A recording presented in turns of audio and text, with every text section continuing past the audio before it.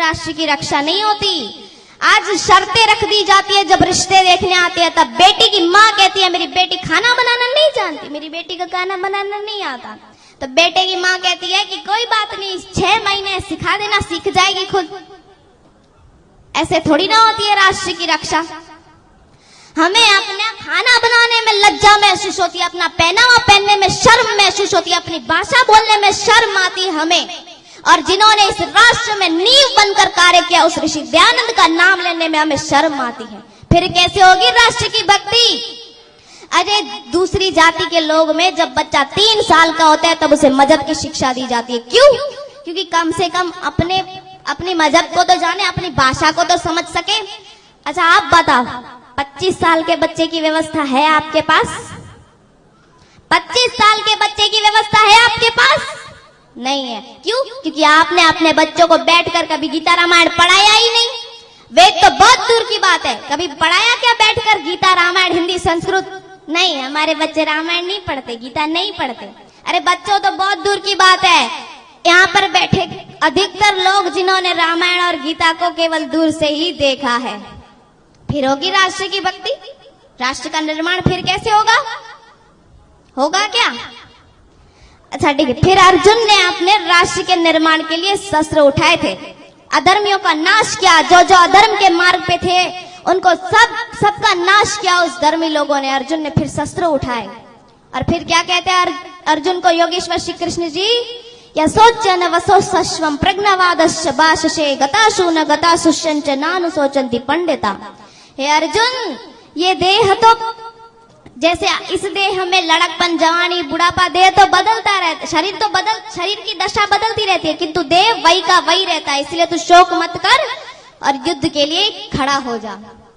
इसीलिए मैं कहती हूँ कि इतिहास पढ़ाना बच्चों को बहुत आवश्यक है कि नहीं? अच्छा, महाराणा प्रताप का नाम सुना होगा आप में से।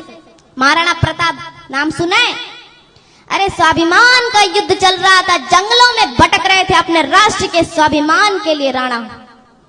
और कुछ लुहार जाति के लोग भी आए थे राणा के साथ, वो भी बिना किसी स्वार्थ के। और जो ये पूछ रहे थे जो लोग कि हमें क्या मिलेगा राणा का साथ दिया, वो अकबर के तलवे चाट रहे थे वहां पर। जो पूछ रहे थे, ऐसा नहीं कि गद्दार पहले नहीं थे, अब गद्दार पहले भी थे, जो पूछ रहे थे कि हमें क्या मिलेगा राणा का साथ दिया, अगर लक्ष्मीबाई का साथ दिया तो हमें क्या मिलेगा। शब्दों पे ध्यान देना। राणा ने जंगलों में घास की रोटी खाई थी। वो घास की रोटी भी एक जंगली जानवर बिलाव, नाम सुना है? बिलाव, नौरियो पर जो जंगली जानवर था वो भी रोटी हाथ से छीन कर ले जाता था राणा के। फिर भी राणा ने पशु को मारकर मांस का भक्षण नहीं किया। जंगलों में, अच्छा बता दो आप मुझे कि जंगलों में पशुओं की कमी थी क्या? राणा चाहता तो पशु को मार करके खा सकता था कि नहीं? लेकिन राणा ने अपने स्वाद के लिए पशु को मार करके नहीं खाया, है कि नहीं?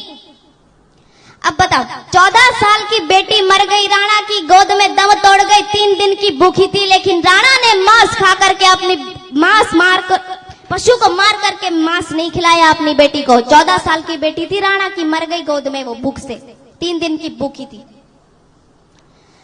और आज जरा ईमानदारी से बता देना, हमारे दरवाजों के अंदर लिखा रहता है कि गर्व से कहो हम हिंदू हैं। आज उन हिंदुओं के घरों में ऐसी कौन सी आफत आ गई है जो मांस खा रहे हैं? अब तो ऐसी परिस्थितियां भी नहीं है जो मांस खाना पड़ रहा है इन्हें, है कि नहीं? अरे हमारे नौजवानों को भड़काया जा रहा है, और ये जो नौजवान है वो सब जिम में जाते हैं ना, उनके घर पे इतनी बड़ी बड़ी अंडों की ट्रे आती है कि नहीं आती? कपिल जैसे खिलाड़ी, राहुल द्रविड़ जैसे खिलाड़ी आज ये टीवी पे एडवर्टाइज करते हैं कि संडे हो या मंडे रोज खाओ अंडे। अरे जिन्हें पद्मश्री से सम्मानित किया जाता है, अजय देवगन जैसे, शाहरुख खान जैसे, ये टीवी पे बोलते हैं केसर का दम